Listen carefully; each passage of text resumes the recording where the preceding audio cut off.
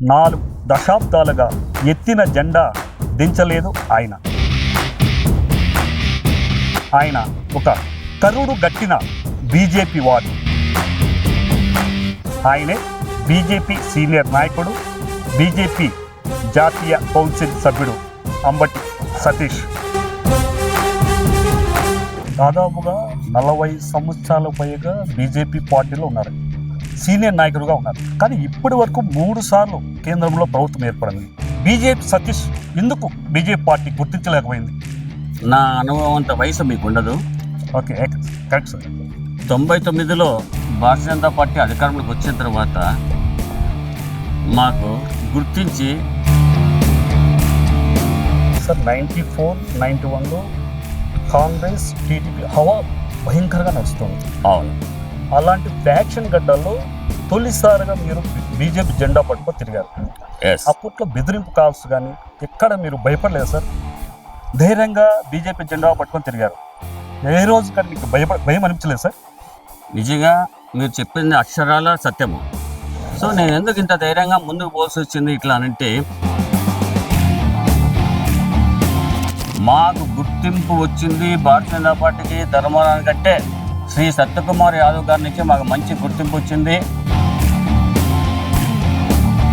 Sir, మాజీ ప్రధాని వాజ్పేయి గారితో మీకు చాలా పరిచయాలు ఉన్నాయి. ఎల్కే అద్వానీ గారితో చాలా పరిచయాలు ఉన్నాయి. డైరెక్ట్ వెళ్ళగలి అంత క్లోజ్గా ఉండేవారు మీరు. అలాంటి 40 సంవత్సరాలుగా బీజేపీతో రాజకీయ ప్రయాణం చేశారు. మరి ఎందుకు బీజేపీ సతీష్కి ఒక నామినేట్ పోస్ట్ తెచ్చుకోలేకపోయారని పబ్లిక్ చేస్తారు. దానిపై మీరేమంటారు?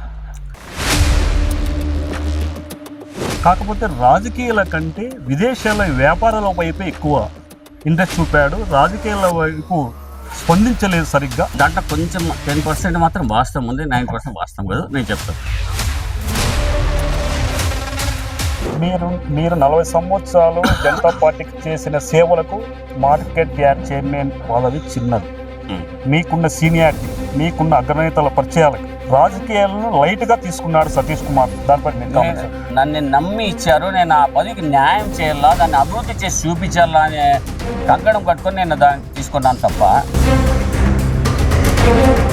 అంత అగ్రనేతలతో దగ్గర సంబంధాలు ఉన్న సతీష్ కుమార్ ఎందుకు ఇప్పుడు బీజేపీ పార్టీలో మౌనంగా ఉన్నారు? గతంలో వైఎస్ఆర్ పార్టీ ప్రభుత్వం ఉన్నప్పుడు ధర్మవరంలో 40 వార్డులకు 40 వార్డులు గెలిచారు మున్సిపాలిటీ. ఇప్పుడు 40 వార్డులు మీరు గెలవబోతున్నారా? 40 వార్డులు గెలుస్తారని ధీమా ధైర్యం ఉందా మీకు? 100% గెలిచి తీరుతామని చెప్పి నేను గంట పథకం మీకు చెప్తున్నా సార్. రికార్డ్ ఎంత సార్? కాదులేండి, 40కి 40 చాలండి. 4 దశాబ్దాలుగా ఎత్తిన జెండా దించలేదు ఆయన. ఆయన ఒక కరుడు గట్టిన బీజేపీ వాది. ఫ్యాక్షన్ గడ్డపై తొలిసారిగా బీజేపీ జెండా పట్టిన ఆయన తన తుది శ్వాస వరకు బీజేపీ పార్టీ కోసం సైనికుల్లా పనిచేస్తానంటున్నారు ఆయన. ఆయనే బీజేపీ సీనియర్ నాయకుడు, బీజేపీ జాతీయ కౌన్సిల్ సభ్యుడు అంబటి సతీష్. ఢిల్లీ స్థాయిలో బీజేపీ అగ్రనాయకులతో సంబంధాలున్న ఆయన బీజేపీ పార్టీలో ఇప్పుడు ఎందుకు మౌనంగా ఉన్నారు? పూర్తి వివరాలు ఆయన్ని అడిగి తెలుసుకునే ప్రయత్నం చేద్దాం. సార్ నమస్తే sir. Sir welcome to Suman TV sir. దాదాపుగా 40 సంవత్సరాల పైగా బీజేపీ పార్టీలో ఉన్నారు, సీనియర్ నాయకుడుగా ఉన్నారు. కానీ ఇప్పటి వరకు 3 సార్లు కేంద్రంలో ప్రభుత్వం ఏర్పడింది. కానీ బీజేపీ సతీష్ ఎందుకు బీజేపీ పార్టీ గుర్తించలేకపోయింది? దీనికి నా అనుభవం అంత వయసు మీకు ఉండదు. Okay, correct sir. 99లో భారతీయ జనతా పార్టీ అధికారంలోకి వచ్చిన తర్వాత మాకు గుర్తించి టీఎస్సీ నెంబర్గా టెలిఫోన్ అడ్వైజరీ కమిటీ మెంబర్గా సెంట్రల్ కమిటీకి మాకు ఇచ్చారు. మీకు తెలుసో తెలియదు, 99లో ఇచ్చారు. తర్వాత నేషనల్ కౌన్సిల్ మెంబర్గా పార్టీ పరంగా నాకు ఇచ్చారు గుర్తింపుగా. 94లో గుర్తించి ధర్మవరం ఎమ్మెల్యే అభ్యర్థిగా నన్ను కేటాయించారు. అప్పుడు ఉన్నటువంటి ఫ్రాక్షన్లో కాంగ్రెస్ తరఫున గోవింద్ చౌదరి గారు, తెలుగుదేశం తరఫున గుత్తా వెంకయ్యనాయుడు గారు, అలాగే ఇండిపెండెంట్ అభ్యర్థిగా కేతిరెడ్డి సూర్యప్రతాప్ రెడ్డి గారు, నేను భారతీయ జనతా పార్టీ తరఫున పోటీ చేయడం జరిగింది. అప్పట్లో పోటీ చేయడం అనేదే, అభ్యర్థిగా ఉండడం అనేది చాలా గొప్ప విషయము. అలాంటప్పుడు నాకు పార్టీ నన్ను నమ్మి అభ్యర్థిగా నన్ను ఇక్కడ ప్రకటించడం జరిగింది. కానీ అంత ఫ్యాక్షన్లో కూడా భారతీయ జనతా పార్టీ బ్యాలెట్ పేపర్లో ఉండాలన్న ఉద్దేశంతోనే నేను పోటీ చేయడం జరిగింది. అప్పట్లో అసెంబ్లీలో అవహేళన చేస్తారనమాట ఉన్నటువంటి ప్రతిపక్షంలో ఉన్నటువంటి కానీ అధికారంలో ఉన్నటువంటి నాయకులు. కానీ మీకు ముందు భారతీయ జనతా పార్టీకి మీరు అన్ని నియోజకవర్గాల అభ్యర్థులను పోటీ చేసే అభ్యర్థులు మీకు ఉన్నారేమో చూసుకోండి అని చెప్పి హేళనగా మాట్లాడారు అనమాట. అప్పట్లో మాకెందుకు లేరని చెప్పి అప్పుడు మనము ఇన్స్టిట్యూట్ తీసుకొనేసి ఉన్నటువంటి 294 సీట్లు కూడా మనం పోటీ చేయడం జరిగింది అప్పట్లో. సార్ 94, 91లో కాంగ్రెస్ టీడీపీ హవా భయంకరంగా నడుస్తుంది. అవును. అలాంటి ఫ్యాక్షన్ గడ్డల్లో తొలిసారిగా మీరు బీజేపీ జెండా పట్టుకొని తిరిగారు. అప్పట్లో బెదిరింపు కాల్స్ కానీ ఎక్కడ మీరు భయపడలేదు సార్? వైఎస్ఆర్ అంటే చాలా భయస్థులని ఉంది, కానీ అలాంటి ఫ్యాక్షన్ నడుస్తున్న టైంలో కానీ మీరు ధైర్యంగా బీజేపీ జెండా పట్టుకొని తిరిగారు. ఏ రోజు కానీ మీకు భయం అనిపించలేదు సార్? లేదండి, దానికి కారణం అనేది నిజంగా మీరు చెప్పింది అక్షరాల సత్యము. వైశ్య కమ్యూనిటీ అన్నా మిగతా కమ్యూనిటీ అన్నా కూడా రాజకీయంగా వెనకలు ఉంటారే తప్ప ధైర్యంగా ముందుకు రాదు. ఎక్కడ నలుగురు కొట్లాడుతూ ఉంటే లేకపోతే ఇంకోటి అయినా జరిగితే అక్కడి నుంచి తప్పుకొని పక్కకు పోయేవాళ్ళే తప్ప అక్కడ ఉండేవాళ్ళు కూడా కాదనమాట. సో నేను ఎందుకు ఇంత ధైర్యంగా ముందుకు పోల్సి వచ్చింది ఇట్లా అంటే, నాది నేటివ్ ప్లేస్ వచ్చేసి కదిరి. కదిరిలో ఎప్పుడు కూడా హిందువులు గెలిచేవాళ్ళు కాదనమాట. అక్కడ ముస్లిం పాపులేషన్ ఎక్కువ ఉంది కాబట్టి తర్వాత అక్కడ షకీర్కు తెలుగుదేశం టికెట్ ఇచ్చారు, మంచి మెజారిటీతో గెలిచారు. కానీ ఆయన కూడా వాళ్ళ కమ్యూనిటీకి సపోర్ట్ చేస్తూ అక్కడ హిందువులను చాలా అవమానహీనంగా చూసేవాడు అనమాట. సో నేను బాయ్హుడ్ నుంచి కూడా 1960 నుంచి కూడా నేను ఆర్ఎస్ఎస్ స్వయం సేవకుని ఉంటున్నాను. మనకు శాఖలో అక్కడ నిత్యము మనకు ఏం బోధిస్తారంటే అక్కడ మెంబర్షిప్ కానీ తర్వాత ఒక కార్డు కానీ ఏమి కూడా ఉండదు అనమాట. స్వయం సేవకులు డైలీ ఒక 1 అవర్ మాత్రం, ఒక గంట సేపు మాత్రము అక్కడ మనము ప్రాధాన్యత ఇవ్వాల్సి వస్తుంది అనమాట. ఏం చేస్తారు? యోగా, ఎక్సర్సైజు, కబడ్డీ, ఆటలు, ప్రార్థన, దేశం గురించి, తర్వాత మంచి సూక్తుల గురించి నేర్పిస్తారే తప్ప ఇంకా వేరే ఏమీ ఉండదు. అదే మనకు బలం అన్నమాట. ఎప్పుడైతే మనం కబడ్డీ ఆడుకుంటామో ఆ కబడ్డీలోనే నీకు కావాల్సినంత ధైర్య సాహసాలన్నీ కూడా వచ్చేస్తాయి అన్నమాట. ఎదుటి టీమో మన టీమో. అలాగా ఆ దాంట్లో నేను శిక్షణ పొందిన తర్వాత నేను ప్రాథమిక శిక్ష వరకు చేశాను, ప్రథమ వర్ష చేశాను, ద్వితీయ వర్ష కూడా చేశాను అన్నమాట. ఆర్ఎస్ఎస్లో 4 భాగాలు ఉంటాయన్నమాట. చివరిది వచ్చేసి తృతీయ వర్ష అని చెప్పి నాగపూర్లో జరుగుతుంది అనమాట. అక్కడికి నాకు వయసు అడ్డం వచ్చి నేను అక్కడ పోలేకపోయాను, లేకపోతే అది కూడా నేను పూర్తి చేసేవాడిని. అట్లా ఆ కదిరిలో అక్కడ జరిగిన హిందూ ముస్లిం గలాటాల్లో మమ్మల్ని అరెస్ట్ చేయడం జరిగింది అనమాట. హిందువులను ఒక 40 మందిని, ముస్లిమ్స్లో ఒక 40 మందిని అరెస్ట్ చేశారనమాట. అక్కడ మనమేం పార్టిసిపేట్ చేయలేదు, ఏమీ లేదు. దాంట్లో అనవసరంగా పెట్టారు. అరెస్ట్లో మీరు ఉన్నారు సార్? ఆ కేసులో నేను ఉన్నాను. 1 నెల కండిషన్ బెయిల్ మీద అనంతపూర్లో ఉన్నాను. ఒక బెయిల్ రాకుండా ఒక 20 రోజులు కదిరి జైల్లో ఉన్నా నేను. కాబట్టి అక్కడి నుంచి పోలీస్ స్టేషన్ అన్నా కూడా తర్వాత ఈ అల్లరి ఇవన్నీ కూడా మాకు బాగా కొన్ని నేర్పినాయి అనమాట, గుణపాఠాలు. ఇంతే కదా. అప్పటి నుంచి బీజేపీ మనం భారతీయ జనతా పార్టీలో యాక్టివ్గా చేయాలనే ఉద్దేశంతో అప్పటి నుంచి పార్టీకి కష్టపడి మేము పనిచేస్తున్నాం అనమాట. హిందువుల కోసం ఉండాల, హిందువుల కోసం మన హిందువులు అంటే మనం ఏ విధంగా అంటే భారతదేశంలో పుట్టిన ప్రతి ఒక్కరు కూడా, ముస్లిమ్స్ కావచ్చు, తర్వాత క్రిస్టియన్స్ కావచ్చు, ఇంకొక మతవాడు కావచ్చు, అందరూ కూడా భారతీయులు అనే ఆలోచనతో మేము ముందుకు పోతున్నాము. అట్లా అందరూ కూడా సమైక్యంగా మనం అప్పటి నుంచి భారతీయ జనతా పార్టీలో కొనసాగుతున్నాం మనం ఇప్పటి వరకు కూడా. ఆ కార్యక్రమాన్ని మనకు 94లో ఇక్కడ శాసనసభ నియోజకవర్గాలు ఇక్కడ పోటీ చేస్తే ఆ రోజు మనకు అభ్యర్థిగా ఇవ్వడం కూడా మనకు జరిగింది అనమాట. మీరు అడిగారు 89, 94, 91 అప్పుడంతా చాలా ఫ్రాక్షన్ వస్తాం. వాస్తవము ధర్మవరంలో టీడీపీ కాంగ్రెస్ హవా నడుస్తుంది. వారు ఏది చెప్తే అది వేదం. అలాంటి టైంలో మీరు ధైర్యంగా జెండా పట్టుకొని వచ్చారు బీజేపీ ధర్మవరంలో. వాస్తవం సార్? వాస్తవం అండి. ఎక్కడ భయపడలేదు సార్? లేదండి. బెదిరింపు కాల్స్ లేదు. నాకు ధైర్యం అంతా కూడా, నాకు ఏ ధైర్యమో అక్కడి నుంచి కదిరి నుంచి నేను ఇక్కడికి వచ్చాను కాబట్టి ఆ ధైర్య సాహసాలు నాలో ఉండవు కాబట్టి నేను నిలబడుకోగలిగినాను ఇక్కడ. నా వ్యాపారం నిమిత్తం కానీ తర్వాత రాజకీయంగా కానీ నేను ఇక్కడ నిలబడేదానికి నాకు అవకాశం వచ్చిందనమాట. కాబట్టి అదే ధైర్యంతో నేను ముందుకు పోతున్నాను ఈ వరకు కూడా. ఈ రోజుకు కూడా ఆ రోజు నుంచి జెండా కట్టిండేది భారతీయ జనతా పార్టీలో మా ఇల్లు తప్ప వేరే ఇంటి మీద ఇక్కడ కూడా కట్టలేదు. ఈ రోజు కూడా మా ఇంటి మీద ఎప్పుడైనా చూడండి మీరు, భారతీయ జనతా పార్టీ పతాకం అనేది ఉండే ఉంటుంది. మారుస్తుంటాం, మాసిపోయినా తిరిగిపోయినా ఖచ్చితంగా మనం జెండా మాత్రం మన ఇంటి మీద గుర్తింపుకు. ఎవరు ఉన్నారంటే బీజేపీ తరఫున అక్కడ ఒకరు ఉన్నారు చూడండి, సతీష్ అని చెప్పి. ఇప్పుడు మీ ఇంటి పేరే బీజేపీ సతీష్ అయిపోయింది. ఎస్, అంబటి సతీష్. ఇప్పుడు మీ ఇంటి పేరే బీజేపీ సతీష్ అని పిలుస్తున్నారు. ఎలా అనిపిస్తుంది సార్ అప్పుడు మీకు? ఏమనిపిస్తుంది, పార్టీలో పనిచేస్తున్నాం కాబట్టి ఇక్కడ మనకు గుర్తింపు టౌన్లో వచ్చేదన్నమాట. అంబటి సతీష్ అన్న, బీజేపీ సతీష్ అన్న, డిష్ సతీష్ అన్న కూడా ఒకటేగా ఉందన్నమాట. అన్నేళ్ళ నుంచి మన పార్టీలో పనిచేస్తున్నాను కాబట్టి సీనియర్గా ఇక్కడ నేను కూడా ఇవాళ ఉన్నాను అన్నమాట. చాలామంది చనిపోయారు పార్టీలో పెద్దలు, కొంతమంది తర్వాత కొంతమంది ఇతర పార్టీలకు వెళ్ళారు. ఇప్పుడు మిగిలింది నేను ఒక్కడే ఉన్నాను సీనియర్గా. మిగతా వాళ్ళు ఉన్నారు సీనియర్గా, నేను ఒకటే ఉన్నాను ఇప్పటికీ.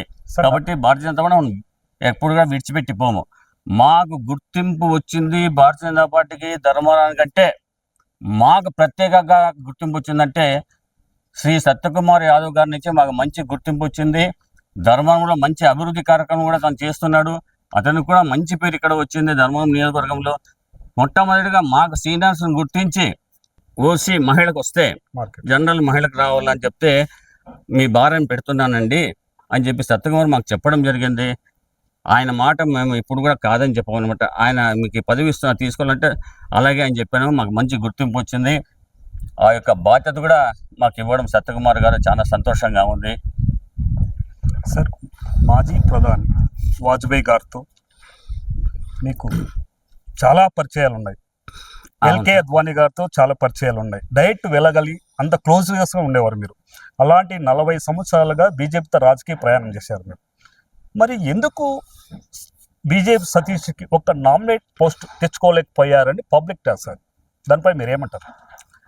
మీరు ఇక్కడ గమనించే దాంట్లో వాస్తవం, సీనియర్గా సతీష్ కుమార్ ఎన్నేళ్ళ నుంచి ఉన్నారంటే మీకు తెలిసి నేను ఒకటే ఉన్నాను. కానీ మీకు తెలియకుండా రాష్ట్రం మొత్తము ఎంతోమంది త్యాగాలు చేసి ఎంతోమంది నాకంటే సీనియర్లు ఉన్నారనమాట.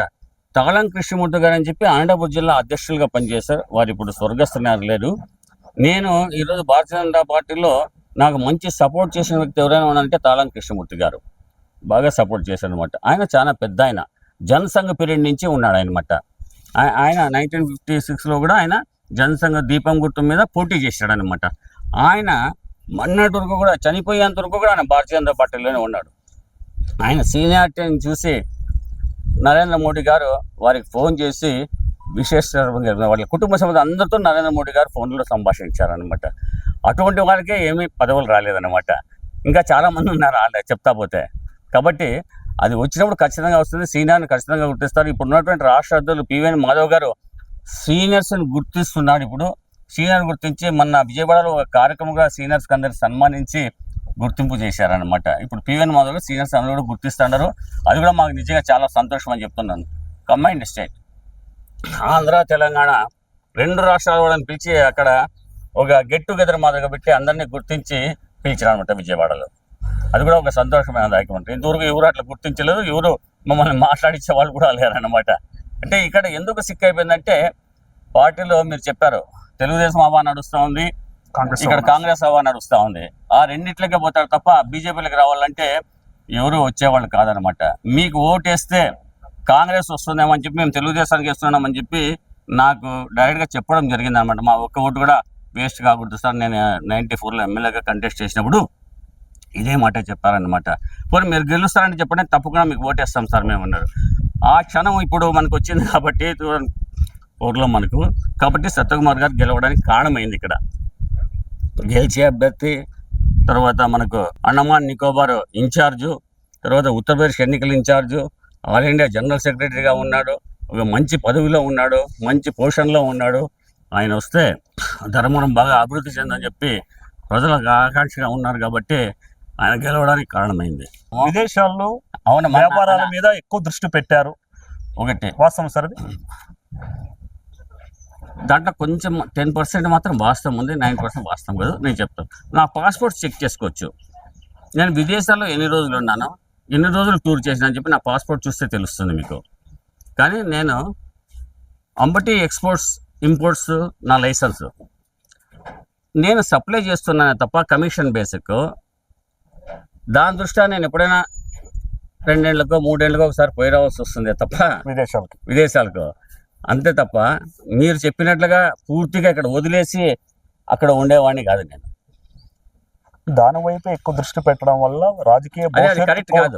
మనం సప్లై చేస్తాం అంతే. ప్రజలు టాక్ సార్, పబ్లిక్ టాక్ ఉండొచ్చండి, ఉండొచ్చు, నేను కాదని చెప్పలే. కానీ అది మనకి చెడ్డ పేరేం కాదు కదా, వ్యాపారం చూసుకుంటున్నాం మనము. అదే నామినేటెడ్ పోస్ట్ రావాలంటే మనం 96లో వచ్చాము, 98లో వచ్చాము, 13 రోజులు, 13 నెలలు, 99, 5 ఏళ్ళు చేసాము. తర్వాత 2014లో వచ్చాము మనము. ఆ గ్యాప్ అంతా ఏడాధికారంలో ఉన్నాం మనము. కొన్ని రాష్ట్రాల్లో మనం అధికారంలో ఉన్నాము, అంతేగాని కేంద్రంలో మనం అధికారంలో. ఏ రాష్ట్రం ఉంటే ఆ రాష్ట్రం వాళ్ళకి ఇస్తారు తప్ప నామినేటెడ్ పోస్ట్ కానీ ఇంకొని. కానీ మన రాష్ట్రంలో ఇవ్వరు కదా. మనం ఇప్పుడు వచ్చాం. మనం ఇప్పుడు వచ్చిన తర్వాత నాకు గుర్తింపు చేసి నాకు మార్కెట్ యార్డ్ చైర్మన్గా నాకు ఇచ్చారు లోకల్గా. ఇంకా ముందుకేమైనా వస్తాయేమో నాకు తెలియదు కదా. మీరు 40 సంవత్సరాలు జనతా పార్టీకి చేసిన సేవలకు మార్కెట్ యార్డ్ చైర్మన్ పదవి చిన్నది. మీకున్న సీనియారిటీకి, మీకున్న అగ్రనేతల పరిచయాలకి రాజకీయాలను లైట్గా తీసుకున్నాడు సతీష్ కుమార్ సార్.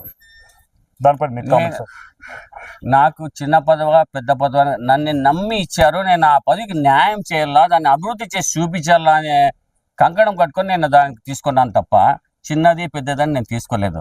నాకు గుర్తింపు ఇచ్చారనమాట. దాన్ని అభివృద్ధి చేసి తీరుతా. నేను ప్రజల్లోకి మళ్ళీ వెళ్తాను ఖచ్చితంగా, అభివృద్ధి చేసి కూడా. నాకు ఇప్పుడు 69 సంవత్సరాలండి. ఇంకా నేను ఎన్ని సంవత్సరాలు చేయగలుగుతాను? నాకు కూడా ఏజ్ లిమిట్ ఉంటుంది కదా. భారతీయ జనతా పార్టీలో ఇన్నేళ్ళ వరకు సీనియర్గా నాకు మంచి గౌరవం ఇస్తాను చేస్తున్నాను. నేనేమనుకుంటాను, యూత్ రావాలనుకుంటున్నాను. యూత్కి మనము సపోర్ట్ చేసి, యూత్ని మంచి వ్యక్తులు మనము సపోర్ట్ చేసి భారతీయ జనతా పార్టీలో మనము అభివృద్ధి చేసి పైకి పంపిస్తామనే ఉద్దేశంతో మనం ఉన్నామే తప్ప నాకే అన్ని పదవులు కావాలా, నాకే రాలేదు నేను బాధపడేవాడిని అయితే కాదు. బాధపడేవాడిని అయితే ఎప్పుడో నాకు తెలుగుదేశం ఆఫర్ ఇచ్చింది అనమాట. ఆ రోజే నేను వెళ్ళిపోయేవాడిని. నాకు ఆశ ఉండింటే. కానీ నేను ఏ రోజు ఆడవల్ల. ఇక్కడ నేను ఏ విధంగా ఎలాగైతే ఉన్నానో తమ్మళ్ళపల్లి నరసింహారెడ్డి మదనపల్లి ఆయన కూడా నాతో పాటు నా కొలీగ్స్. ఆయన కూడా ఈరోజు ఆయనకి ఏ పదవి కూడా రాలేదు మళ్ళా. మరి ఆయన పరిస్థితి ఏమే? అంటే పదవుల కోసం చాలా మంది ఎక్కడ కూడా ఆయన మాట్లాడే పదవి కావాలని కూడా మాట్లాడలేదు. తమ్మళ్ళపల్లిలో ఎమ్మెల్యేగా పోటీ చేసినాడు, 750 ఓట్లు ఒకసారి పోయినాడు, 10,000 ఓట్లతో ఒకసారి ఓడిపోయినాడు అలయన్స్లో కూడా. తర్వాత మదనపల్లి నుంచి పోటీ చేశాడు. ఇట్లా నాకంటే సీనియర్లు కూడా ఉన్నారు సార్. 94లో మా కొలీగ్స్ కూడా ఉన్నారు. ఇప్పటికీ ఉన్నారు సార్. ఉన్నారు. తెలుగుదేశంలో మంచి పొజిషన్లో ఉన్నారు, కాంగ్రెస్లో మంచి పొజిషన్లో ఉన్నారు. నా దగ్గరకు వచ్చి నా పార్టీలో ఉండి బయటికి పోయినటువంటి వాళ్ళు ఇక్కడ ధర్మంలో ఈరోజు చైర్మన్లు అయినారు, కౌన్సిలర్లు అయినారు, మిగతా మంచి పోస్టర్లు కూడా ఉన్నారు. బీజేపీ సతీష్ కుమార్ అలాగే చూడాలని ధర్మారం ప్రజలు కోరుకుంటారు కొంతమంది. అవును, నేను బీజేపీలో ఉన్నా కదా. మంచి పదవులు అవకాశం ఉంటే ఖచ్చితంగా వస్తుంది నాకు. నేను కూడా ఎదురు చూస్తా ఉన్నాను. నేను పార్టీ ఇప్పుడు కేటాయిస్తే ఆ రోజు నేను తీసుకున్న దానికి సిద్ధంగా ఉన్నాను, అభివృద్ధి చేసానికి కూడా సిద్ధంగా ఉన్నాను. నేను చెప్తున్నా కదా, నాకంటే సీనియర్లు చాలా మంది ఉన్నారండి. సంఘంలో త్యాగం చేసినటువంటి వాళ్ళు ఎంతోమంది ఉన్నారండి. పెళ్లిళ్ళు చేసుకోక ఏమీ లేకుండా బ్రహ్మచారులుగా ఉంటూ దేశం కోసం త్యాగం చేసి అభివృద్ధి చేసిన వాళ్ళు చాలా మంది ఉన్నారండి. అట్లా అటువంటి వాళ్ళు భారతీయ జనతా పార్టీలో కూడా చాలా మంది ఉన్నారు సార్. 94లో 91లో మీరు ఎమ్మెల్యేగా ఎంపీగా పోటీ చేశారు సార్. అవును. అప్పుడు ఓబుల్ రెడ్డి, రమారెడ్డి ఫ్యాక్షన్ భయంకరంగా నడుస్తుంది అప్పుడు. అవునండి. మీకు ఎప్పుడు బెదిరింపు కాల్స్ కానీ, మీ ఇంటికి వచ్చి విత్డ్రా చేసుకోండి అని ఎప్పుడన్నా మీకు బెదిరింపు లేఖలు కానీ కాల్ కానీ వచ్చాయి సార్? ఫాల్స్ కాల్స్ వచ్చాయి తప్ప వాళ్ళ నుంచి నాకు రాలేదు.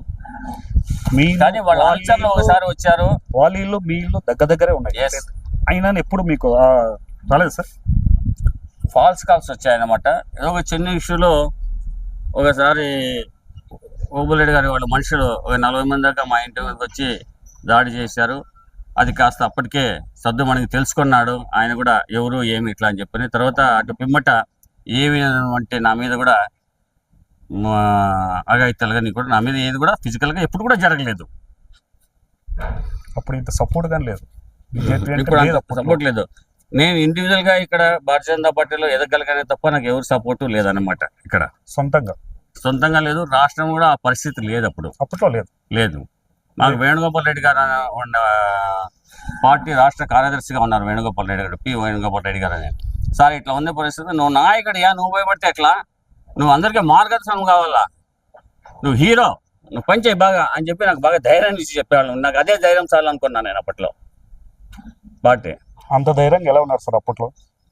నేను చెప్పాను కదా, నాకు ఎందుకు అంత ధైర్యం వచ్చిందంటే ఆ కమ్యూనిటీ క్లాసెస్లో ఒక నెల నేను కండిషన్ బెయిల్, ఒక నెల జైల్లో ఉండి, తర్వాత 5 సంవత్సరాలు ఆ కేసులో పోరాడి, అవతల 40 మంది యువతల 40 మంది ఉండి 5 సంవత్సరాల తర్వాత ఆ కేసు కొట్టేసుకున్నాము, వాయిదాలకు తిరిగాం బాగా. అట్లా నాకు నరాలలో నాకు అది బాగా ఇది వచ్చేసింది అనమాట, ధైర్యం. దాంతో నేను ముందుకు పోగలిగినాను. సార్ బాబ్రీ మసీదు కూల్చివేత సంఘటనలో మీరు కానీ అక్కడికి వెళ్ళారు, మీ అనుచరులతో భారీ కాన్వాయ్తో వెళ్ళారని ఎన్ని కేసులు అయ్యాయి సార్ అప్పట్లో మీ పైన? ఎప్పుడు వెళ్ళారు సార్? 92లో సార్ అయోధ్య కర సేవకులు అందరూ కూడా రావాలని చెప్పి పిలుపునిచ్చారు విశ్వ హిందూ పరిషత్తు. సో అప్పుడు కరసేవకునిగా ధర్మారం నుంచి ఒక 40 మందితో ట్రైన్లో రిజర్వేషన్ చేసుకొని, ట్రైన్లో ఎవరు టికెట్ వాళ్ళు పెట్టుకొని వేసేసి అయోధ్యకు పోవడం జరిగిందనమాట.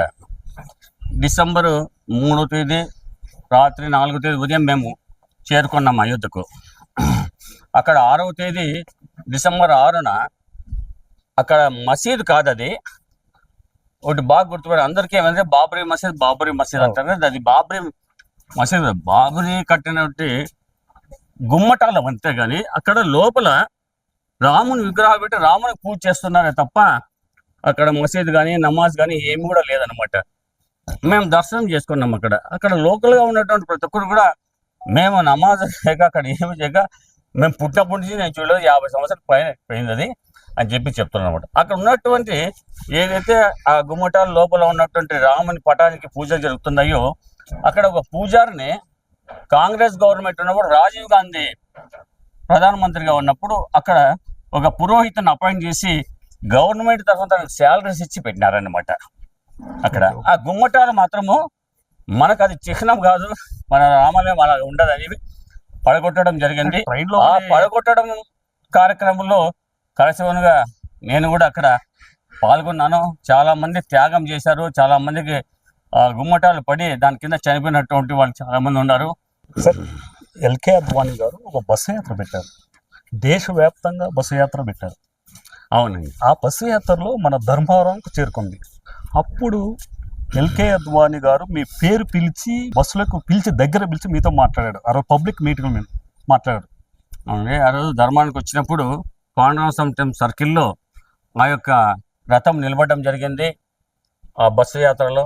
తర్వాత అద్వానీ గారు రాజ్నాథ్ సింగ్ జాతీయ అధ్యక్షులుగా ఉన్నారు. అప్పుడు అద్వానీ గారు వచ్చిన తర్వాత మాకు లక్ష్మణ్ గారు ఉన్నారన్నమాట. ఇప్పుడు ఓబీసీ మోర్చా ఆల్ ఇండియా అధ్యక్షులు, రాజ్యసభ మెంబరు, వాడు కూడా నాకు చాలా పరిచయం ఉంది.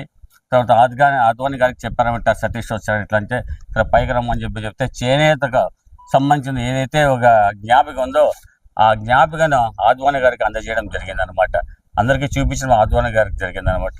ఇంకోసారి అద్వానీ గారు అందరూ కూడా ఢిల్లీ నుంచి బెంగళూరుకు ఒక ప్రోగ్రాం నిమిత్తము ఒక 250-300 మంది జర్నలిస్టులు వారు అందరూ కలిసి బయలుదేరుతుంటే ఆ రోజు కూడా ధర్మంలో వాళ్ళందరికీ కూడా భోజన ఏర్పాట్లు, టిఫిన్ ఏర్పాట్లు అన్నీ మనం చేయడం జరిగింది. వాళ్ళకు బెంగళూరుకు పోయి సెండ్ ఆఫ్ ఇచ్చి రావడం జరిగింది. వాళ్ళ సూచన మేరకే మనం చేసాము. అక్కడ సతీష్ ఉన్నాడు కదా అని చెప్పడం జరిగింది, పార్టీ చెప్పడం జరిగింది. అందరూ కానీ చేసుకుంటే అట్లా అద్వానీ గారితో నాకు బాగా పరిచయం ఉన్నటువంటి వాస్తవమే. అలాగే ప్రధానమంత్రి వాజ్పేయి గారు ఉన్నారు.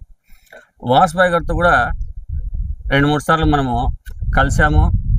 మనకు మంచి పనులు కూడా చేసి పెట్టాడు అనమాట. నేను రోటరీ క్లబ్ ప్రెసిడెంట్గా ఉన్నప్పుడు ఐఓఎల్ ఆపరేషన్స్ ప్రతి నెల ఒక క్యాంపు చేసేవాడిని. 12 నెలలకు 12 క్యాంపులు చేసేవాడిని నేను. సో మాకేమైందంటే ఆ ఐఓఎల్ ఆపరేషన్ చేసిన తర్వాత గవర్నమెంట్ నుంచి డిఎంహెచ్ఓ దగ్గర నుంచి మాకు రీఎంబర్స్మెంట్ వచ్చేదనమాట. అది కట్ చేసేసారన్నమాట. కట్ చేస్తే అది అద్వానీగా ప్రధానమంత్రి గారికి ఒక ప్రజెంటేషన్ ఇవ్వడం జరిగింది అనమాట. ఇచ్చిన తర్వాత ఒక కాపీ వెంకయ్యనాయుడు గారికి ఇవ్వడం జరిగింది అనమాట. అప్పుడు లక్నోలో సమావేశంలో వాజ్పేయి గారు ఆ ప్రజెంటేషన్ చూసి మాట్లాడుతూ ఆయన కూడా రోటరీ మెంబరే వాజ్పేయి గారు ఈ యొక్క ప్రస్తావన చేశారనమాట అక్కడ ఆ మీటింగ్లో. ఇట్లా మన వాళ్ళు ఇట్లా చేస్తున్నారు, మనం కూడా చేయాల్సిన పని ఉంది, ఈ సేవా కార్మికులుగా మనం చేయాలా పార్టీ పనులతో పాటు అని చెప్పి చెప్పడం జరిగింది. ఆ సమావేశంలో ఆ రోజు ఆ సమావేశంలో జరిగిన సమావేశంలో క్లిప్పింగ్ మాకు చూడడం మాకు అదృష్టంగా ఉంది.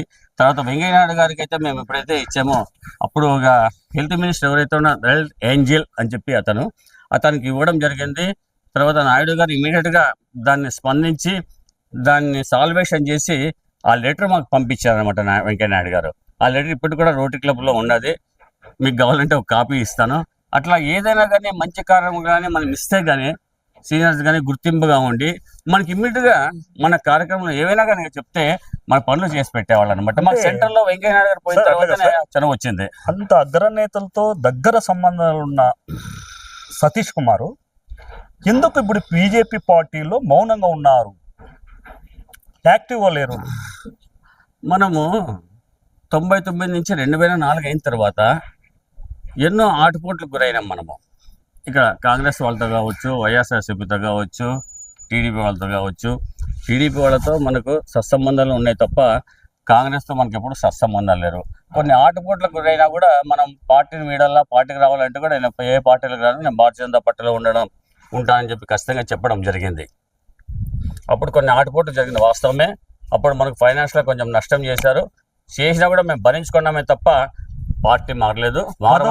పార్టీని మారిన వాళ్ళు చాలా మంది నాయకులు ఉన్నారు, కానీ అంబటి సతీష్ కుమార్ మాత్రం ఇప్పుడే ఒకటే పార్టీ ఒకటే జెండా. అవునండి, నేను అదే చెప్పాను. మాకు సంఘం నేర్పించేది అదేనండి, ఆర్ఎస్ఎస్. మనకు ఒక కమిట్మెంట్ ఉందన్నమాట. మనకు ఆ కమిట్మెంట్తోనే మనం ఇన్ని రోజులు కష్టపడి పనిచేస్తున్నాము. ఇప్పుడు మనకు స్వతంత్రం రావాలని చెప్పి చాలామంది స్వాతంత్ర నాయకులు కానీ దేశ నాయకులు చాలామంది పనిచేస్తే వాళ్ళే ప్రధానమంత్రి అయినారా? అల్లూరు సీతారామరాజు కావచ్చు, మహాత్మా గాంధీ కావచ్చు, ఆజాద్ చంద్రశేఖర్ కావచ్చు, తర్వాత వీర సావర్కర్ కావచ్చు, వీళ్ళందరూ కూడా స్వతంత్రం కోసం పనిచేస్తారు. చేసి అందరూ కూడా పదవి ఆశించారంటే ఎవరు ఆశించరు. మనం పని చేస్తూ ఉంటాం, ఎవరు వస్తారు ఆ రోజు వాళ్ళు న్యాయం చేయగలుగుతారు కదా దేశానికి. ఉద్దేశంతో మనం కూడా అదే విధంగా పని చేస్తా పోతున్నాం. ఇక్కడ ఏమీ ఆశించి పని చేయలేదు మనము. కాబట్టి ఎవరు మంచి వ్యక్తి మనకు వస్తారు కదా, మనమే కావాల్సిన పని లేదు. ఎవరు వచ్చినా కూడా ధర్మం చక్కగా పరిపాలిస్తున్న ఉద్దేశంతో మనము ఎదురు చూసాము. ఆ ఎదురు చూసిన దానికి మాకు ఇన్ని రోజులకు సత్యకుమార్ గారి రూపంలో ధర్మానికి భారతీయ జనతా పార్టీ వచ్చారు. ఆయన రాష్ట్ర మంత్రివర్యులుగా ఉన్నారు, వైద్య శాఖలో ఉన్నారు. ఎన్నో నిద్ర లేకుండా ఆయన 24/7 డేస్ కూడా ఆలోచన, అభివృద్ధి అని ఆలోచిస్తూనే ఉన్నాడు. అది కూడా ప్రతి నిత్యము మనకు వంట సరుకులు ఎంత ఎసెన్షియల్ అయిపోయిందో దానికంటే ఎసెన్షియల్ ఈ శాఖ. ఎప్పుడు ఏ క్షణంలో ఏం జరుగుతుందో, ఎప్పుడు జరుగుతుందో, ఏది జరిగినా ఎప్పుడు జరిగినా ఆయన వాట్సాప్ పంపించేస్తాం మెసేజ్. సెకండ్ల మీద రియాక్ట్ అయ్యి వాళ్ళకు ఏం కావాలో అవన్నీ కూడా ఏర్పాటు చేస్తున్నాడు. అటువంటి శాఖలో పనిచేసిన సత్యకుమార్ గారికి నిజంగా నేను ధన్యవాదాలు తెలుపుతున్నాను. ఆ యొక్క మంచి వ్యక్తిని నేను ఇప్పుడు చూస్తున్నాను, నేను నీళ్ళు కష్టపడిన దానికి. సార్, రాజీవ్ గాంధీ చనిపోయిన తర్వాత దేశంలో చాలా చోట్ల గొడవలు జరిగాయి. అప్పుడు ఎలా ఉంది సార్? రాజీవ్ గాంధీ మరణానంతరము దేశం మొత్తము అల్లకల్లోలు ఇవన్నీ సృష్టించారని చెప్పాను నేను. దోపిడీలు, దొంగతనాలు, లూటీలు అన్నీ చేశారు. ఆ ఉద్దేశంతో ధర్మవరంలో కూడా ఇక్కడ కూడా అదేవిధంగా మా యొక్క పార్టీ ఆఫీస్ని కాల్చడం జరిగింది. తర్వాత 2-3 షాపులను ధ్వంసం చేయడం జరిగింది. అలాగే ఆ రోజు ఈ యొక్క కార్యక్రమాలు అయిపోయిన తర్వాత దీనికి ఒక టీంను స్టేట్ పార్టీ ఏర్పాటు చేసి రామచంద్రారెడ్డి గారు, తర్వాత బద్దం బాలరెడ్డి గారు, అప్పుడు రిటైర్డ్ ఐపీఎస్ ఒక అధికారి, మరియు బాబుల్ రెడ్డి గారు అని చెప్పి వైస్రాయ్ హోటల్ ఓనరు, ఆయన బార్ అసోసియేషన్ హైదరాబాద్లో సికింద్రాబాద్కు బార్ అసోసియేషన్ ప్రెసిడెంట్ అనమాట. ఆయన భారతీయ జనతా పార్టీలో జాయిన్ అయినాడు అనమాట. ఆయన బద్దం బాలరెడ్డి వచ్చి ఈ జిల్లా మొత్తం అంతా కూడా తిరిగి అన్ని రిపోర్ట్స్ తీసుకొని పోయి ఎవరెవరైతే లూటీ కాబడినారో, వీళ్ళకి ఎవరెవరైతే నష్టం జరిగిందో సెంట్రల్ పార్టీతో చెప్పి వాళ్లకు కాంపెన్సేషన్ వచ్చేది కృషి చేసి అందరికి కూడా ఒక 15 సంవత్సరాల తర్వాత 10-15 సంవత్సరాల్లో వాళ్ళకి కాంపెన్సేషన్ ఇవ్వడం కూడా జరిగింది అనమాట అందరికీ. మా పార్టీ ఆఫీస్ కూడా నాశనం అయితే ఆ పార్టీ ఆఫీస్ కూడా అప్పుడు వచ్చిందన్నమాట. ధర్మవరం పట్టణంలో మొట్టమొదటిసారిగా బీజేపీ సతీష్ కుమార్ జెండా పట్టాడు. అప్పుడు బీజేపీ పార్టీ ఎలా ఉంది, ఇప్పుడు నా బీజేపీ పార్టీకి తేడా ఏమిటి? అప్పట్లో భారతీయ జనతా పార్టీకి కార్యకర్తలు చాలా తక్కువ ఉండేవాళ్ళు, చాలా తక్కువ. అప్పుడు కార్యకర్తలు లేకున్నా కార్యక్రమాలు, పార్టీ దేశం కార్యక్రమాలు చేయాలంటే జెండా పట్టుకునేవాళ్ళు, బ్యానర్ కట్టేవాళ్ళు. తర్వాత ఇంటింటికి పోయి ఇన్ఫర్మేషన్ ఇవ్వడానికి కూడా అప్పుడు సెల్ ఫోన్లు లేవు, ల్యాండ్ ఫోన్లు ఏ ఒక్కరికో ఉండేవి అన్నమాట. అందరికీ ల్యాండ్ ఫోన్లు కూడా ఉండేవి కాదు. ఆ పరిస్థితుల్లో సైకిల్ వేసుకొని పోయి లేదా సువేగాలో పోయేసి అందరికీ చెప్పడము చేయడము జరిగిందనమాట. వాళ్ళందరినీ క్రోడీకరించి కార్యక్రమాలు నిర్వహించేవాళ్ళం అనమాట. అప్పట్లో కార్యకర్తలు కూడా లేరన్నమాట మాకు అంతగా. నా సొంత మనుషులతో నేను అన్ని కార్యక్రమాలు చేసేవాడిని అప్పట్లో నేను. ఇప్పుడు నా కార్యకర్తల బలం బాగుంది. తర్వాత పార్టీ కార్యక్రమాలు కూడా బాగా జరుగుతున్నాయి. ఇప్పుడు పార్టీ బలం కూడా బాగా పెరిగింది ఇక్కడ, అప్పటికి ఇప్పటికి ఉన్నట్టు తేడా. బీజేపీ సతీష్ రాజకీయ భవిష్యత్తు ఏమిటి, ఎలా ఉండబోతుంది? భవిష్యత్తు వాణి మనకు తెలియదు కదా, ఎట్లా తెలుస్తుంది భవిష్యత్తు? 40 సంవత్సరాల సీనియర్. అవును, మేము పనిచేయడం పోవడమే మా లక్ష్యం అని చెప్తున్నాం మీకు. భవిష్యత్తు ఆలోచించేది మన పెద్దలు ఆలోచిస్తారు, ఏ విధంగా స్పందిస్తారు, ఎట్లా స్పందిస్తారు. ఇప్పుడు నేను చెప్పాను మీకు, నాకు వయసు అయిందండి, నేను యూత్ని ప్రోత్సహిస్తున్నాను. నేను ఆ కారణంగా నేను కొన్ని దగ్గర తిరగలేను, చేయలేను. మీకు చిన్న ఉదాహరణ చెప్తాను. ఇప్పుడు ఆద్వానీ గారికి రాష్ట్రపతి పదవి రాలేదని చెప్పి మా వాళ్ళు, పాత వాళ్ళందరికీ కూడా బాధగానే ఉంది, ఆయనకు రాష్ట్రపతి పదవి రావాలని. శ్రీ ఎల్కే ఆద్వానీ గారికి వయసు రీత్యా, ఆరోగ్య రీత్యా రాష్ట్ర పదవి ఇవ్వలేకపోయినా తప్ప వేరే ఆలోచనలతో కాదని చెప్పి నేను మీకు చెప్తున్నానండి. అట్లాగే నాకు కూడా ఆరోగ్య పరిస్థితి, నాకు ఇప్పుడు 69 ఇయర్స్ ఉన్నాయి. నేను యూత్ను ప్రోత్సహిస్తాను. ఆ లోపల ఏదైనా పార్టీ ఆదేశించి ఇచ్చిందనుకో సంతోషంగా నేను స్వీకరిస్తాను. నేనైతే ఆశించడం లేదు ఏది కూడా. వాళ్ళు ఇస్తే మాత్రం నేనే వద్దని చెప్పాను. నేను ఏది ఇచ్చినా నేను తీసుకుంటాను. ఆ దృష్టితోనే ఈ వేళ కూడా ఇప్పటికి కూడా నేను అట్లా పని చేసుకుంటా పోతున్నా. నేను ఇంకో నెక్స్ట్ ఎలక్షన్స్ వరకు కూడా నేను ఖచ్చితంగా ఎలక్షన్స్లో పనిచేస్తాను.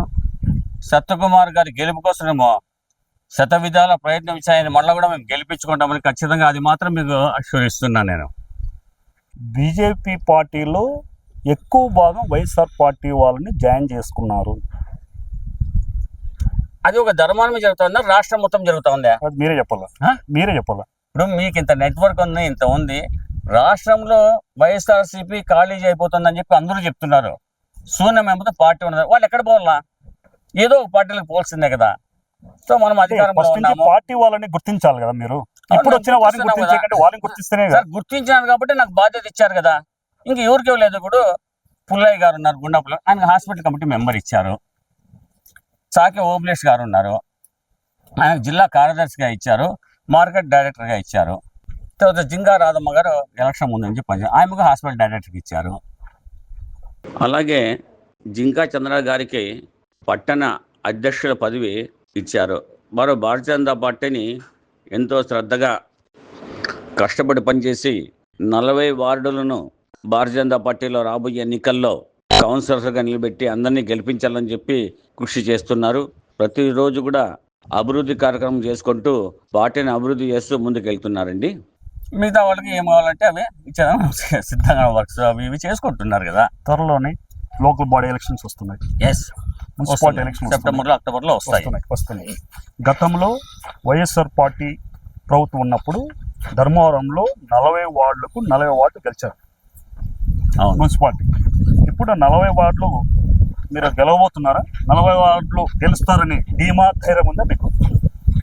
100% ఉందండి. కానీ 40 వార్డులో మేము పోటీ చేయం కదా. ఇక్కడ కూటమి ప్రభుత్వం ఉండేది ఒకటి మీరు ఆలోచించాలి. కూటమి ప్రభుత్వంలో వాళ్ళకి ఎన్ని సీట్లు కేటాయిస్తారు, జనసేనకి ఎన్ని కేటాయిస్తారు, టీడీపీకి ఎన్ని కేటాయిస్తారు, బీజేపీ ఎన్ని కేటాయిస్తారు. మీ కూటమి 40 గెలుస్తుందా? 40 100% గెలిచి తీరుతామని చెప్పి నేను గంటపదంగా మీకు చెప్తున్నా సార్. రికార్డ్ అవుతుంది సార్. కానిలేండి, 40కి 40 ఛాలెంజ్ ఖచ్చితంగా మేము గెలిస్తే మాకు హోప్స్ ఉన్నాయి. కూటమి ప్రభుత్వము కూటమి మున్సిపాలిటీ కైవసం చేసుకుంటుంది. ఖచ్చితంగా 40 సీట్లు గెలుస్తామోనండి. మేము అభివృద్ధి కార్యక్రమం ఆ విధంగా చేస్తున్నాము. చేయలేదంటే మీకు బుక్లెట్ ఇస్తాను చూడండి. మీకు ఇప్పుడే ఇస్తాను నేను బుక్లెట్. 2 సంవత్సరాలు మేము ఎన్ని కోట్లు ఫండ్స్ తీసుకొచ్చి ఇక్కడ ధర్మానం అభివృద్ధి చేశాము. తర్వాత మెగా క్లస్టర్కు 37 కోట్లు రిలీజ్ చేయించారు సత్యకుమార్ గారు. అది కూడా త్వరలోనే భూమి పూజ కార్యక్రమం జరుగుతుంది. ఆ యొక్క కార్యక్రమం కూడా జరుగుతుంది. మెగా క్లస్టర్ ఇంతవరకు ఎవరు ఇవ్వలేదు. దేశంలో రాష్ట్రంలో ఎక్కడా లేకుండా ఇక్కడ ఒకటే మనకి ఇచ్చారనమాట. ఆ ఒకటి ఇక్కడ తీసుకొస్తారు. అలాగే ఆయుర్వేద కాలేజ్ అది కూడా మనం తీసుకొని వచ్చాము. రేగాడ్ రోడ్లో స్థలాన్ని తీసుకున్నాం మనము. అట్లా ఆయుర్వేదిక్ కాలేజ్ కూడా మనం పెడుతున్నాము. ఆయుర్వేదిక్ కాలేజ్ ఎప్పుడైనా వస్తుందని చెప్పి మీరు అనుకున్నారా? ఇక్కడ క్లస్టర్ వస్తుందని ఎప్పుడైనా అనుకున్నారా మీరు? లేదే.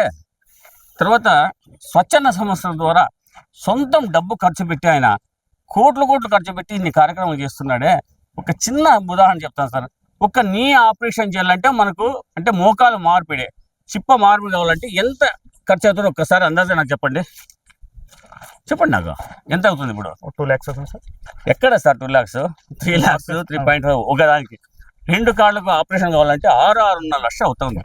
అటువంటి వైదేవి హాస్పిటల్ బెంగళూరు ఇక్కడ నుంచి పేషెంట్లు పిలుచుకొని పోయి అక్కడ ఆపరేషన్ చేసుకొని మళ్ళీ వాళ్ళందరినీ కూడా ఇక్కడ తీసుకొని వచ్చి ఇక్కడ వదులుతున్నారు. ఇప్పటికీ 3 ట్రిప్పులు తీసుకొని పోయినారండి. ఇప్పుడు మళ్ళీ ఇంకో ట్రిప్ రెడీ చేస్తున్నారు. ఇప్పటివరకు ఎంతమంది చెప్పారు సార్? 3 ట్రిప్పులు అంటే దగ్గరగా 300 నుంచి 400 మందికి ఆపరేషన్ చేయించుంటారు సార్. అది కాక ఐఓలు ఆపరేషన్స్ మనం రీసెంట్గా చేశారు. మరి మీరు వస్తున్నారా లేదో ప్రెస్ మీటింగ్ నాకు అయితే తెలియదు, కానీ గవర్నమెంట్ హాస్పిటల్లో పోతుకుంట ఏరియా హాస్పిటల్లో అందరికీ కంటి ఆపరేషన్లు అక్కడ ఎవరైతే వాళ్ళకి రెటీనా దెబ్బతిందో ఎవరికైతే ఉందో వాళ్ళందరినీ సెలెక్షన్ చేసి చెన్నైలో ఉన్నటువంటి శంకర్ నేత్రాలయ పంపించి ఆపరేషన్ చేసి తీసుకురావడం జరిగింది. ప్రజలకు అందుబాటులో ఉండడు మంత్రి గారు. ఆయన నేను చెప్పడం పబ్లిక్. అవునండి, అదే పబ్లిక్ కూడా తెలుసుకుంటున్నారు. ఆయన లేకున్నా కూడా అభివృద్ధి కార్యక్రమాలు చేస్తున్నాడు, ఆలోచిస్తున్నాడు చెప్పిన అవగాహన మొదట్లో అది వచ్చింది వాస్తవమే. కానీ ఇప్పుడు అందరూ ప్రజలు గమనిస్తున్నారు. ఖచ్చితంగా ఆయన అభివృద్ధి కార్యక్రమం చేస్తున్నారు ఇక్కడ మనకు అందుబాటులో. కానీ ఎవరు ఫోన్ చేసినా కూడా, ఏ సమయంలో ఫోన్ చేసినా కూడా స్పందించి వాళ్ళకి ఏ కార్యక్రమం కావాలా, తర్వాత ఏ బాధలు ఉన్నా కూడా తీరుస్తున్నాడు. ఆయన మీకు ఎవరికే చెప్పాను, వైద్య విద్యాశాఖ కుటుంబ సంక్షేమ శాఖ మంత్రి వర్యులు వాళ్ళు రాష్ట్రం మొత్తం చూసుకోవాల్సిందే. ఆయన ఒక ధర్మానికే ఆయన మంత్రి కాదు కదా, ధర్మానికి ఎమ్మెల్యే మాత్రమే. కానీ ఈ యొక్క శాఖ ఏ విధంగా మిగతా శాఖలు అయితే ఈ బుద్ధి కాబట్టి రేపు చూస్తామో లేదా మన్నాడు చూస్తామో వైద్య శాఖ కానీ విద్యాశాఖ కానీ ఇంకోటి ఎక్స్ట్రా ఏమన్నా కానీ కాక, కానీ ఈ వైద్య శాఖ అట్లా కాదనమాట. సెకండ్కు టెన్షన్ ఉంటుంది. ఎక్కడ ఏమి జరిగినా కూడా వీళ్ళ మీద వస్తుంది. ఇమ్మీడియట్గా రెస్పాండ్ అవుతున్నారు. బర్డ్స్ హాస్పిటల్లో కూడా క్యూ కడుతున్నారు. ఆపరేషన్లు కావాలంటే 6 నెలలకు 3 నెలలకు టైం. అట్లాది ఈయన చేస్తున్నాడు కదండి మోకాళ్ళ ఆపరేషన్లు, అట్లా అన్నీ చేస్తున్నాడు. ఒకటి పబ్లిక్కి ఈ న్యూస్ పోవడం కొంచెం నిదానం అవుతా ఉంది తప్ప ఖచ్చితంగా ఈ న్యూస్ పబ్లిక్ లేకపోతుంది. ఈయన చేస్తున్న అభివృద్ధి కార్యక్రమం కూడా మా కార్యకర్తలకు అందరూ కూడా మౌత్ క్యాన్వాస్తో ఖచ్చితంగా చెప్పగలుగుతారు. ఇవన్నీ కూడా పబ్లిక్ తెలుస్తుంది. ఈరోజు మన పట్టణ సమావేశంలో కూడా మేము ఇదే మాట చర్చించడం జరిగిందనమాట. మౌత్ క్యాన్వాస్కి బాగా చేయాలి, మనం చేస్తున్న అభివృద్ధి పనులకి ఫండ్స్ వచ్చాయి, ఇవన్నీ కూడా మనం తీసుకుని పోయి ప్రజలకు చెప్పాల్సిన పని ఉందని చెప్పి ఈరోజు సమావేశంలో కూడా చెప్పడం జరిగిందనమాట. ఖచ్చితంగా మా కార్యకర్తలు మేము అందరూ కూడా ప్రయత్నిస్తాము. ఈ బుక్లెట్స్ కూడా అందరికీ కూడా మేము డిస్ట్రిబ్యూషన్ చేస్తాము. మేము అన్నీ కూడా ఇన్ని అభివృద్ధి కార్యక్రమాలకు ఇంత ఫండ్స్ వచ్చినాయి అని చెప్పి అన్నీ కూడా తెలియజేస్తామండి. సార్, మీరు ఢిల్లీలో అరెస్ట్ అయ్యారు. ఎందుకు అరెస్ట్ అయ్యారు సార్? అప్పుడు 93లో ఎందుకు అరెస్ట్ అయ్యారు సార్? బట్ 93లో సంఘటన అయితే చాలా మందికి తెలీదు. మరి మీ ఏజ్ ఎంతో నాకు తెలియదు, కానీ 47 సార్. 47 అంటే 93, 7, 31 మీకు చాలా చిన్నపిల్లలు ఉంటారు. కానీ విషయం ఎవరో చేశారు నేను అనుకుంటాను. 93లో మురళీ మనోహర్ జోషి గారు భారతీయ జనతా పార్టీ అధ్యక్షులుగా ఉన్నారు. సో వారి ఆధ్వర్యంలో జాతీయ జెండాని మనం ఎగరవేయాలి అనేది మన హక్కు. ఆ జాతీయ జెండాని ఢిల్లీలో ఒక సర్కిల్లో అక్కడ ఎగరవేయడానికి ఇక్కడ నుంచి ధర్మవరం నుంచి ఒక 30 మంది దాకా నేను పిలుచుకొని వెళ్ళాను. ఆ తర్వాత జోషి గారు వచ్చేసి కాశ్మీర్లో లాల్ చౌక్లో అక్కడ ఎగరవేయాలని చెప్పి అక్కడ ఆయన ఎగరవేసేటానికి ఇక్కడ మేము ఢిల్లీలో ఎగరవేయాలని చెప్పి మేమంతా వెళ్ళాము. మాతో పాటు చిలకం రామచంద్రెడ్డి గారు ఉన్నారన్నమాట. తర్వాత అక్కడ ఏదైతే ఎగరవేయడానికి మేము వెళ్ళామో అక్కడ మమ్మల్ని అందరూ కూడా లాఠీ చార్జ్ చేసి టేర్ గ్యాస్ వదిలి అందరినీ పక్కకు తోసేయడము, తర్వాత అక్కడి నుంచి పరిగెత్తించడము ఇవన్నీ కూడా జరిగాయి. తర్వాత తీహార్ జైలు ఏదైతే ఉందో ఆ జైలు దగ్గర మమ్మల్ని అందరినీ కూడా అరెస్ట్ చేసినారనమాట. అక్కడికి తీసుకొని పోయి అందరినీ ఉదయం మాకు 12-1 గంటకు తీసుకొని పోయి రాత్రి 8-8:30కు మాకు అందరికీ కూడా మళ్ళీ బస్సులు ఏర్పాటు చేసి మాకు అందరికీ బెయిల్ ఇచ్చి పంపించేశారనమాట. అక్కడ అరెస్ట్ కావడము మళ్ళీ రిలీజ్ కావడము వచ్చేసాము. సార్, మాజీ ప్రధాని వాజ్పేయి గారితో మీకు ఎప్పుడు తొలి పరిచయం ఎప్పుడు జరిగింది సార్? ఎప్పుడు కలిశారు సార్ని మీరు? ఆయన రిసీవింగ్ ఎలా ఉంది సార్ అప్పట్లో మీకు? సార్, వాజ్పేయి గారు యొక్క మీరు యూట్యూబ్లో ఆయన స్పీచ్లు చూసినా, తర్వాత ఆయన కవితలు చూసినా కూడా ఎవరూ సరెండర్ కాకుండా ఉండనమాట.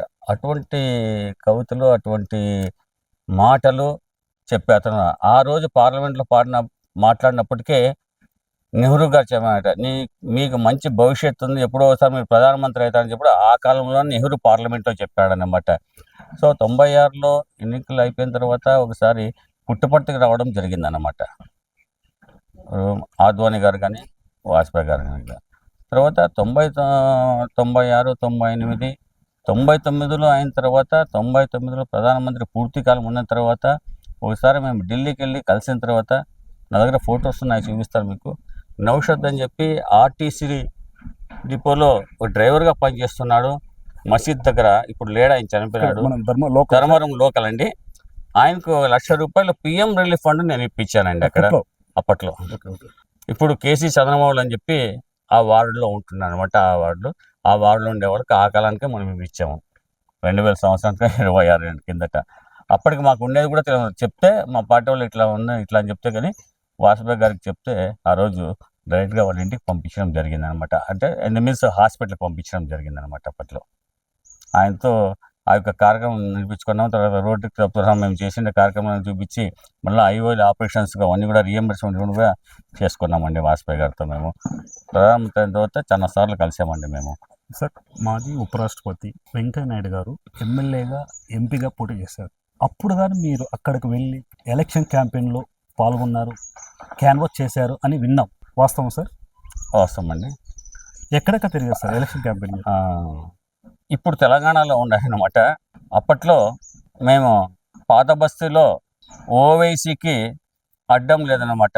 అది తిరుగులేని సీట్ అయిపోయిందన్నమాట ఓవైసీ గారికి, ఎంఐఎం పార్టీకి. అటువంటి సీట్లో వెంకయ్య నాయుడు గారు పోటీ చేస్తే ఆ రోజు మేము అక్కడ క్యాన్వాసింగ్ పోవడం జరిగిందన్నమాట. అక్కడ 50% ఎలక్షన్ టైంలో ఉన్న అక్కడ చేసుకొని తర్వాత మెదక్ ఎంపీ సీటుకి టైగర్ నరేంద్ర గారు పోటీ చేస్తే అక్కడికి వెళ్ళి అక్కడ పనిచేసామన్నమాట. ప్రతిసారి ఎన్నికలు ఇక్కడ ఒక డేట్ ఉంటుందో మనకు అక్కడ ఒక డేట్ ఇస్తారనమాట. 2 విడతలుగా చేసినప్పుడు ఇక్కడ వర్క్ అంతా చూసుకొనేసి అక్కడ నరేంద్ర గారికి, నాయుడు గారికి, తర్వాత ఇంకోసారి కిషన్ రెడ్డి గారికి, తర్వాత దత్తాత్రేయ గారికి ప్రతి ఎన్నికల్లోనూ మనం ఆయన సికింద్రాబాద్ ఎంపీగా పోటీ చేసిన ప్రతిసారి కూడా మనం వెళ్ళి ఎలక్షన్స్లో క్యాంపెయినింగ్ చేస్తాం సార్. మనము ప్రతి ఎన్నికలకు అక్కడ పోదు. ఇప్పుడు కూడా మేము అక్కడ ఎలక్షన్స్లో పనిచేసాం. మొన్న జరిగినటువంటి ఎమ్మెల్యే ఎలక్షన్స్ కూడా మేము పోయి అక్కడ పనిచేసామండి. మేము అప్పుడు బంజారా హిల్స్, జూబ్లీ హిల్స్ దగ్గర పనిచేసామండి మేము మొన్న ఎలక్షన్స్లో.